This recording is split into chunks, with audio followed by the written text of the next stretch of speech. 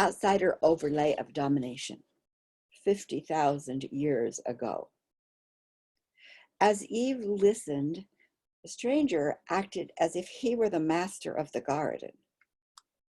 How absurd, she thought. She looked over at Adam. He seemed as if he were in a trance. What was happening? She held tightly to Adam's hand, but there was no reassuring response. Eve heard snatches of words. You cannot taste the fruit of that tree. Not yours to experience.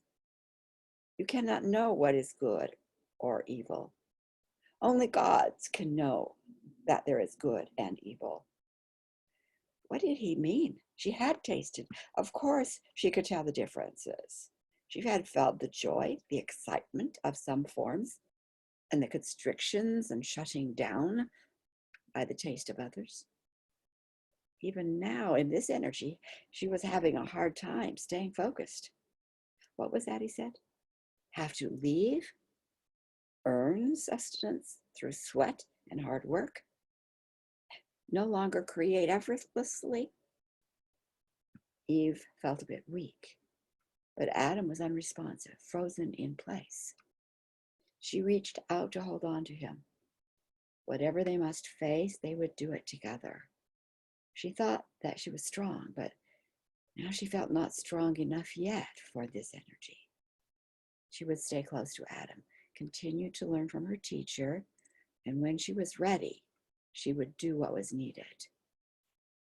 The words, cannot know, creations through pain, echoed in her mind as she and Adam moved away from their beautiful home. Chapter 14, Making Changes. Jerry thought about the last month. Her pain had brought Rory into her life. His presence and support gave her a sense of safety that had allowed her to move forward. She had decided to lock the door on people, and yet Rory had understood her sensitivity and helped her reframe its value and to be open to skills to cope with what she sensed. At times, she seemed to know what she needed before she did. Through his encouragement, she was learning to pay more attention to her feelings and her thoughts. She felt his love for her. With him, she had felt safe enough to share some of her ideas, her dreams, and her fears. It was as if she was awaking from a long sleep, but a sleep in which she had walked, talked, and eaten, but was not present. She still had memories, pains, anger with which to deal. Those were definitely legal matters ahead, but she was no longer in her cave alone. For Rory, his meeting and time spent with Jerry were challenging him in new and many ways. Her encounter with Dean in the hospital had cracked open a wound she had seemingly sealed long ago. He did not understand why the memory of that event was there for him also. However, Rory was so thankful he had been there and marveled at how the timing had just happened. Jerry was not back on top by any means, but she was out of the hospital with support to rebuild. Rory marveled that she had come into his life and surprised at his gratitude for having been there for her. Rory had seen that the normal healing course of such a traumatic experience is what it could be. He knew it could be some time before she felt stable and safe. But then again, he had listened and watched Pam very carefully. The scars, cycles, and patterns you would expect from traumatic experiences such as Pam's were not there. He knew that somehow Pam had managed deep healing. Her thoughts and behaviors were what some clients were beginning to reach only after many years of committed work. He wondered if Pam's insight could help Jerry heal more deeply and quickly. He approached Pam that evening. Pam, what effect has this information had on your life? Rory began. I'm wondering about observable, concrete changes for the better. Pam leaned back in his office chair and thought for a minute.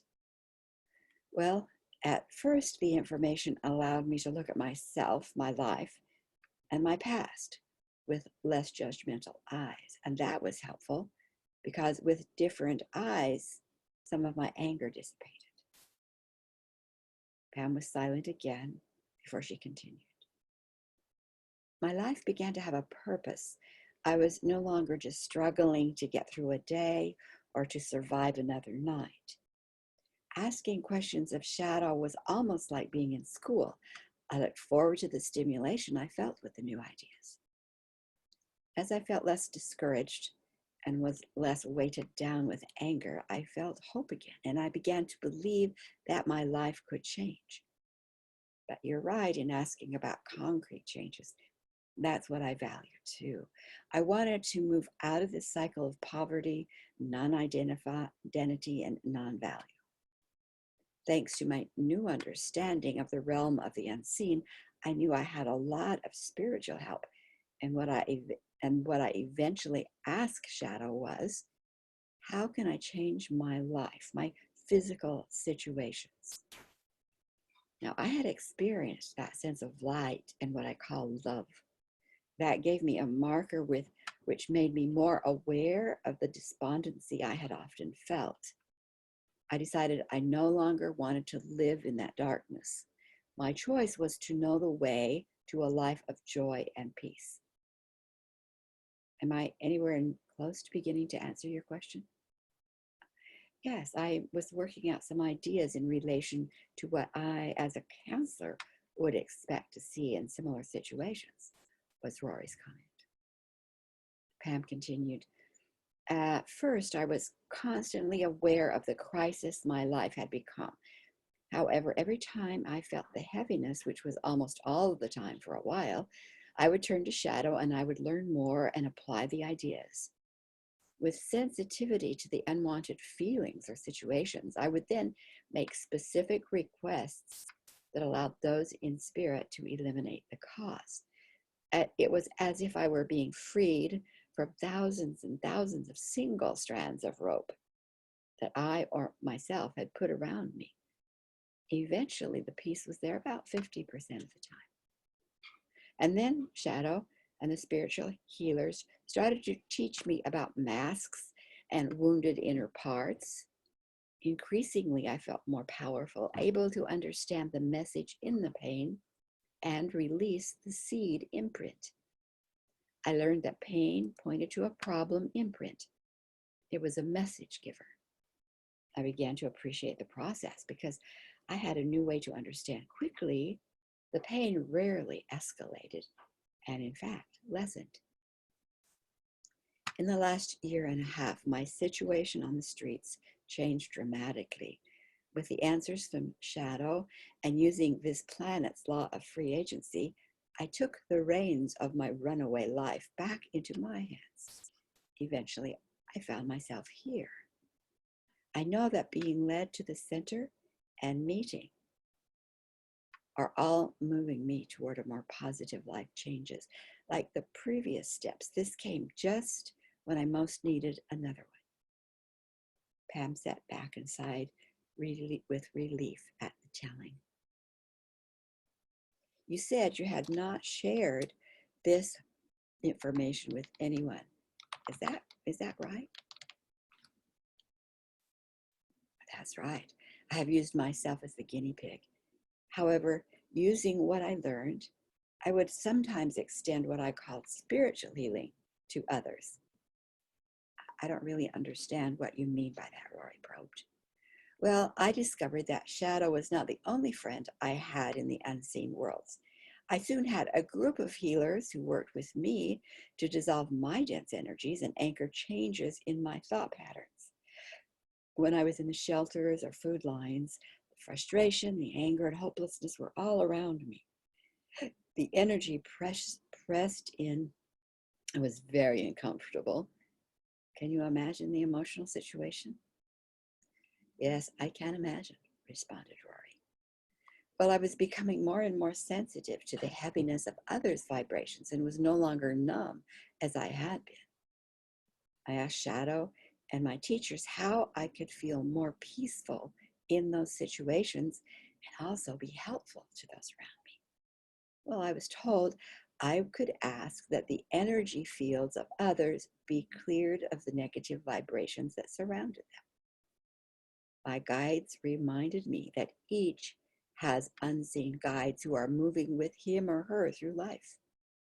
Those caught up in their own imbalanced, negative situations were often overwhelmed and unaware of the presence of that help. The guides of others would hear my request for transforming the heaviness. Then, because someone in a physical body had asked me, those unseen teams could do what was needed for that person, working at a soul level. So based on the work that had been necessary for me, I made a request for those in the lines, at the shelters, or in the streets. The energy all around all of us became less heavy. So I called it a healing by spirit, or spiritual healing. Oh, I see, Rory said. Well, he paused to decide what he would say. Jerry was on his mind. She wasn't a client, and yet what should he say? He decided he would stay vague and yet indicate what intrigued him with Pam. The reason I'm asking these questions is that I'm choosing to explore ideas beyond those in my professional world. Also, I have a friend who has been hit a rather hard blow. I'd like to see her walk away from it more comfortably and quickly than is normally the case. Pam closed her eyes. A shock wave rushed through her heart, and the hair on her arm stood on end. She was raped, wasn't she? Yes, Rory remarked. How did you know? I just know. I am here because she needs me. I don't know what that means, but that is what I hear inside. That evening, after his talk with Pam, Rory decided to try something she had shared with him, the power of request to the unseen world of healers.